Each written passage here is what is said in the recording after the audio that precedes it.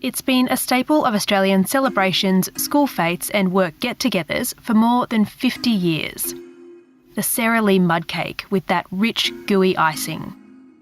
Or maybe the iconic brand's cheesecake is more your speed. Whatever your choice, you might have been left with a sour taste in your mouth when, in late 2023, this happened. Administrators are frantically searching for a buyer for Sara Lee, with the dessert maker crumbling as costs rise and sales plunge. It's also feared more Australian companies will follow if the economy doesn't improve. Sara Lee's been churning out those reliable frozen desserts at its factory in the New South Wales town of Lisa Row since 1971. Oh, you got me. I love to eat, I love to eat, I love to eat my Sara Lee. Yum, oh, yum, oh, yum, I love to eat my Sara Lee. But skyrocketing costs, stubborn inflation and labour shortages have forced the dessert maker into a precarious and potentially fatal financial position. And it's not the only Australian business that's feeling the heat. Hundreds of businesses have plunged into insolvency in a very short space of time. Basically, a business is considered insolvent when it can't pay its debts on time. Working with administrators is one of the options available to the owners of insolvent firms who want to salvage their business. That's what Sara Lee's doing. But for many businesses, moving operations offshore or shutting up shop altogether are the only options. And that means thousands of Australian jobs are hanging in the balance if things don't change, and fast.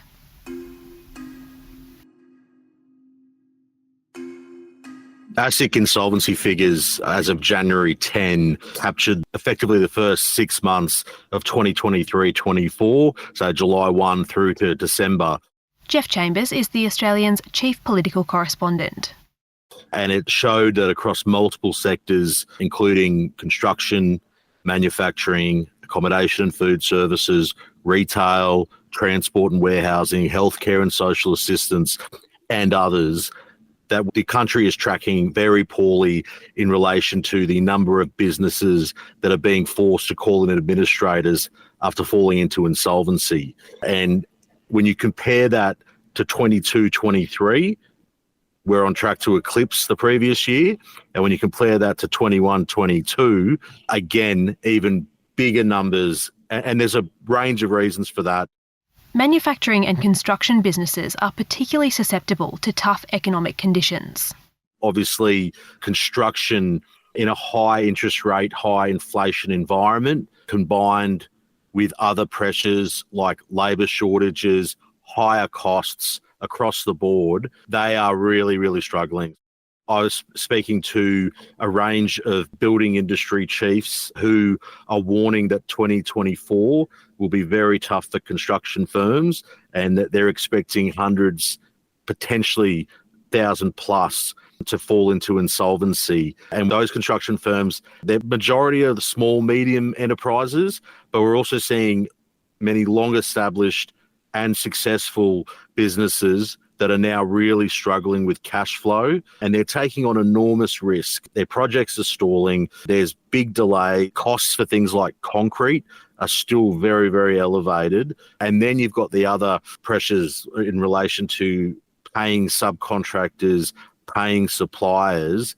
And as things cost more and they take longer to deliver, what that means is that cash flow really comes under pressure, and then that's when you see businesses falling into insolvency. It's a story Jeff's heard over and over again in the course of reporting this story. So there was a fast charging battery company in Brisbane called Tritium, and in November they announced that they were shutting their Brisbane factory and heading to the US. And obviously in the US, you've got Joe Biden's Inflation Reduction Act. The settings are much more conducive in terms of turning a profit. Over in Western Australia last week, Alcoa shut down its Kwinana refinery that employs 1,100 people. So it is a range of pressures, and the pressure for the Labor government is that the 2025 election's now just over a year away, and they need to start getting money out the door. But obviously there's a lot of really tough economic conditions that they're trying to navigate.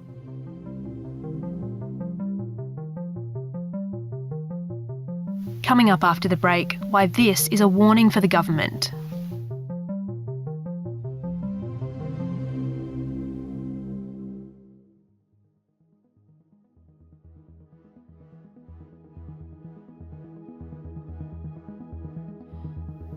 The old saying goes that if you build it, they will come.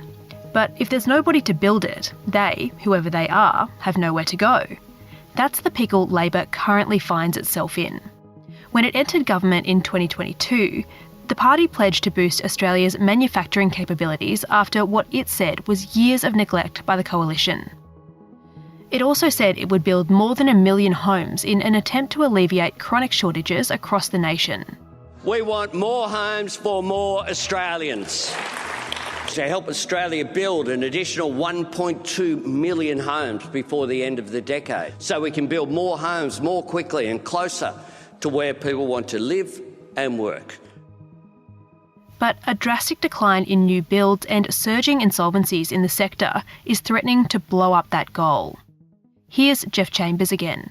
So the ABS data released on Wednesday showed a really dramatic plunge in those new homes and units being built. I think the main issue is around that higher interest rate environment, high inflation, higher costs, also labour shortages. So having enough trades to be coming in and building these homes and apartments. So if we're looking at a really grim outlook for 2024, that really sets back that task.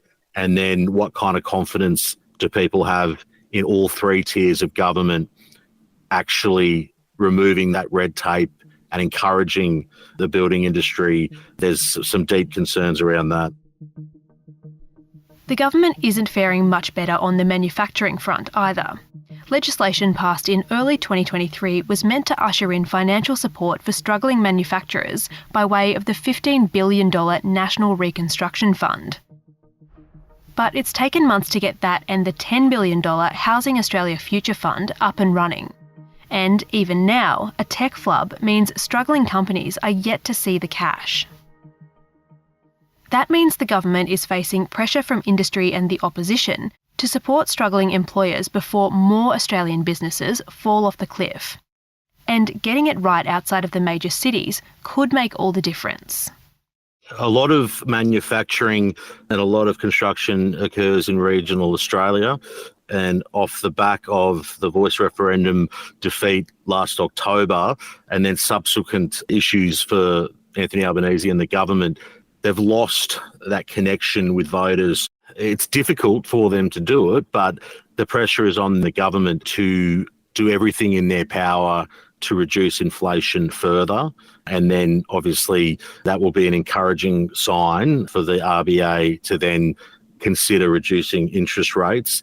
But the biggest concern is regulations. So whether it's new industrial relations laws or new laws around silica, clean energy, there's a lot of really tight deadlines for some industries to get things in place in a pretty high cost environment. So when you're talking about building, you're talking about unlocking more land, fast tracking those approvals, removing impediments that hold back the industry.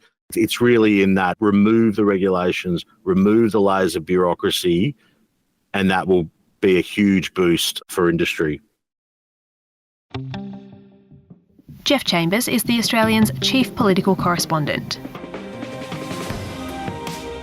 You can read his reporting as well as all the nation's best news, sport and business at theaustralian.com.au.